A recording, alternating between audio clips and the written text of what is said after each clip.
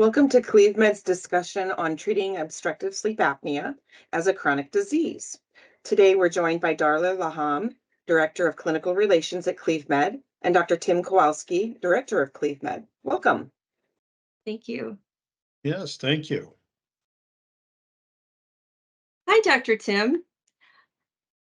What is the definition of chronic disease? Well, Darla, first, it's always my pleasure to see you, and thank you for asking that question. Chronic disease is commonly defined broadly as any condition that lasts for 1 year or more that requires ongoing medical attention or limits the activities of daily living, or both.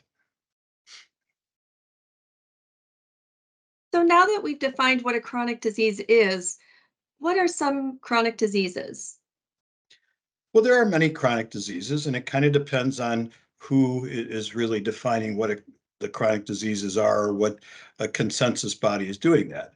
But pretty much everybody knows chronic diseases, or have heard of the names. They include the various cancers. They include cardiovascular or heart disease. They include people who have had strokes. They include the dreaded Alzheimer's or dementia.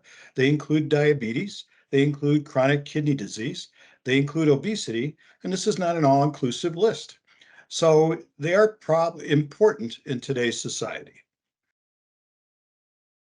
And that being said, how do we define importance? And one of the ways we define importance is through the financial impact on today's society.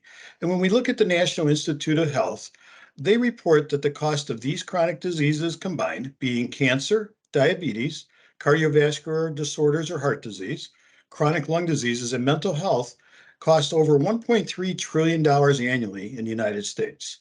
When you think about that, the total spend of the United States, about 20% of the gross domestic product is spent on healthcare, and that total spend is about $4 trillion. So chronic diseases, or even this limited list of chronic diseases, accounts for 30% or more of our healthcare spend in the United States. So are chronic diseases curable? The short answer to that is what you see on your screen. No, they are not. So what do you do with these types of diseases? What we do with these types of diseases is all encompassed under the word palliation. And what that basically translates into is that we observe or define these diseases.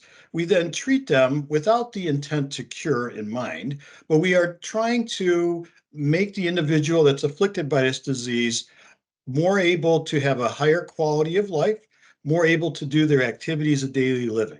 So we are helping the individual live with the disease better by what we try to do. And that being said, one of the things that we are trying to enhance is life expectancy. You know, as soon as we are born, we are dying. And so, unfortunately, we are going to have to live with a lot of these chronic diseases. And if we do the treatment correctly, I think we all would agree that life expectancy is a metric or a parameter that we can measure. And by having a longer life and a higher quality life is the goal. I like to think of life expectancy as the time between the twinkle in our parents' eyes and the wrinkles that we all develop when you're at my age, or as those pictured here. So really our goal is to enhance our life expectancy. And a few facts about what chronic diseases do to life expectancy. Our life expectancy decreases for every chronic disease a person has. And you may ask, well, can we all expect to get chronic diseases? And the answer is common, that we do develop chronic diseases as we get older. 60% of adults have at least one chronic disease. And for that fact, 40% of adults have 2 or more of these diseases. And again, remember that the more chronic diseases you have, the less you can expect to live in terms of time. Probably more importantly, the less quality of life you can expect to have as you develop these diseases over time. So it's critically important that we palliate, or we improve our ability to live with these chronic diseases so we can all enjoy enhanced vitality as we age gracefully throughout our lifespan. So Dr. Tim, should we consider obstructive sleep apnea as a chronic disease? The answer to that is an emphatic yes. And when I went to my esteemed colleague, Dr. Google, and posed that very question in the browser, is sleep apnea considered a chronic disease? You see what the answer is.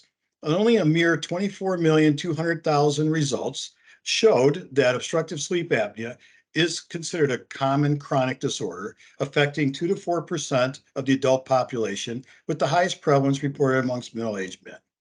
So importantly, when we talk about whether this is a chronic disease, and then when we look to the earlier definition that we provided you, obstructive sleep apnea does fulfill the definition of chronic disease. It lasts for more than 2 years. It limits the activities of daily living, as illustrated by myself or my colleague here in the lazy boy in the mid-afternoon. And it also requires ongoing attention to optimize the treatment and, again, enhance our potential vitality as we go through life.